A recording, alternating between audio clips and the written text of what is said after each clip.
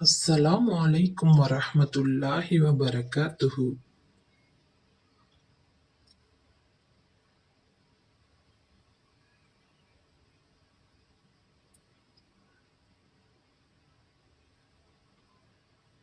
பின்னர் நாம் கூறினோம், நீங்கள் அனைவரும் இதிலிருந்து இறங்கிவிடுங்கள். என்னிடமிருந்து உங்களுக்கு என் தூதர்கள் மூலம் நேர்வழி நிச்சயமாக வரும். உங்களில் எவர்கள் என் நேர்வழியை பின்பற்றுகிறார்களோ அவர்களுக்கு ஒரு பயமும் இல்லை. அவர்கள் துக்கப்படவும் மாட்டார்கள். தவிர எவர்கள் என் நேர்வழியை நிராகரித்து என் வசனங்களை பொய்யாக்குகின்றார்களோ அவர்கள் நரகவாசிகள்தான். அவர்கள் அதில் என்றென்றும் தங்கிவிடுவார்கள். இஸ்ராயேலின் சந்ததிகளே, உங்களுக்கு நான் அருள் புரிந்த என் அருட்கொடையை நினைத்துப் பாருங்கள். நீங்கள் எனக்களித்த வாக்கை நிறைவேற்றுங்கள். நான் உங்களுக்களித்த வாக்கை நிறைவேற்றுவேன். என்னையே பயந்து அஞ்சுங்கள். நான் இறக்கிய இவ்வேதத்தை நீங்கள் நம்புங்கள். இது உங்களிடம் உள்ள தௌராத் எனும் வேதத்தையும் உண்மையாக்கி வைக்கிறது. இதை நிராகரிப்பவர்களில் நீங்களே முதன்மையானவர்களாக ஆகிவிட வேண்டாம்.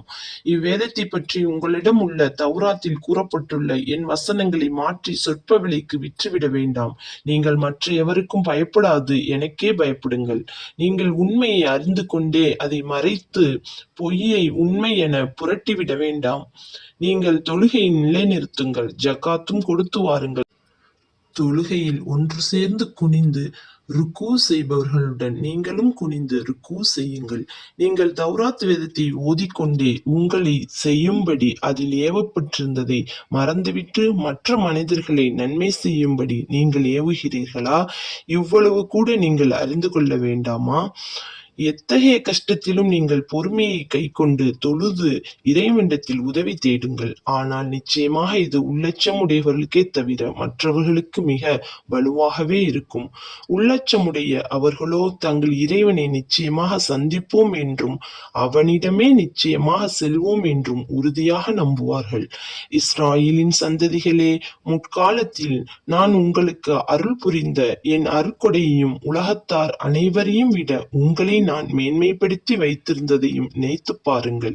நீங்கள் ஒரு நாளை பற்றியும் பயந்து கொள்ளுங்கள். அந்நாளில் எந்த ஆத்மாவுக்கும் எதையும் கொடுத்து அதன் கஷ்டத்தை தீர்க்க மாட்டாது.